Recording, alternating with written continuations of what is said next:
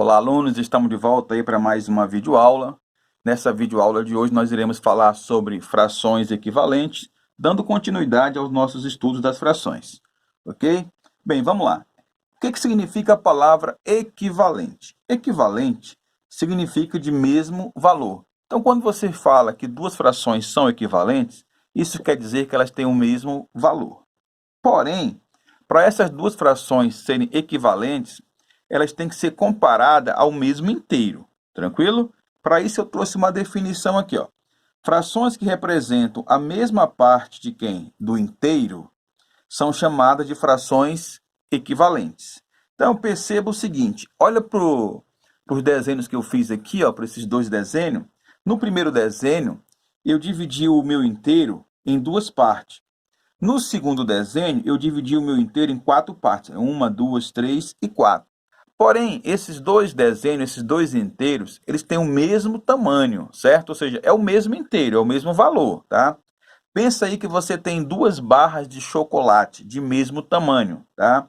Aqui seria a tua barra 1 e aqui seria a tua barra 2. Elas têm o mesmo tamanho. E aí eu dividi a primeira barra em duas partes iguais e peguei aqui a que está de amarelo, certo? Então eu dividi inteiro em duas partes, aqui o 2, que é o nosso denominador, ele significa a quantidade de partes que o teu inteiro foi dividido, e o nosso 1 aqui, ó, que é o numerador, que significa a quantidade que você pegou do inteiro, beleza? Então a nossa primeira figura e o nosso primeiro inteiro, ele está sendo representado pela fração meio, porque eu dividi em duas partes e peguei uma. O nosso segundo inteiro, eu dividi ele em quatro partes, então o nosso denominador aqui, ó, é 4. E eu peguei duas partes aqui, ó, do nosso chocolate, certo? Então o nosso numerador é quem? É 2.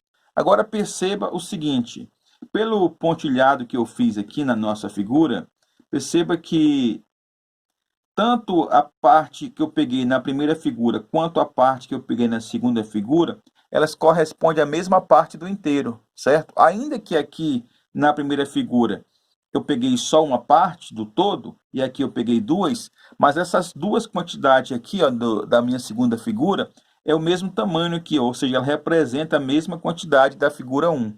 Tudo bem aí? Então, como essas duas frações aqui, ó, meio e 2/4, elas estão representando a mesma parte do inteiro, eu vou falar que meio é equivalente a quem? A 2/4, certo? Esse símbolo aqui, ó, parece um tiozinho aqui, ele é o sinal de equivalente, tranquilo? Então eu leio aqui, ó, meio é equivalente a quem? A 2/4, ok? Bem, aí trouxe uma observação aqui, ó, costuma-se usar o símbolo de igualdade no lugar do símbolo de equivalência. Então eu posso escrever aqui, ó, meio igual a quem? A 2/4. Tranquilo, pessoal? Então duas frações vão ser equivalentes quando elas representarem aí a mesma parte do inteiro. Tranquilo? Vamos fazer agora uma atividade para fixar essa parte aí. Olha só, pessoal, vamos fazer aqui um exercício para a gente compreender e fixar essa parte aí das frações equivalentes. Então, eu trouxe aqui uma figura, né? Então, observe a figura aqui e responda. Eu trouxe três barras aqui, ó. Um desenho aqui, ó. Dois, e aqui o meu segundo desenho. Observa que eu tive o cuidado de desenhar eles, apesar do desenho não ficar muito bonito, mas que eles tivessem o mesmo tamanho, ó. Então, aqui, ó, pode observar aqui, ó. Essas figuras aqui, elas têm o mesmo tamanho, certo? Então, elas representam o mesmo o quê? O mesmo inteiro. E aqui, na minha primeira figura, no meu primeiro inteiro, eu dividi ele em três partes, ó. Uma, duas e três, certo? E pintei duas. Então, a minha fração aqui é 2/3, certo? Porque eu dividi o inteiro em três partes e peguei duas. Ok? Agora, olha para a nossa segunda figura.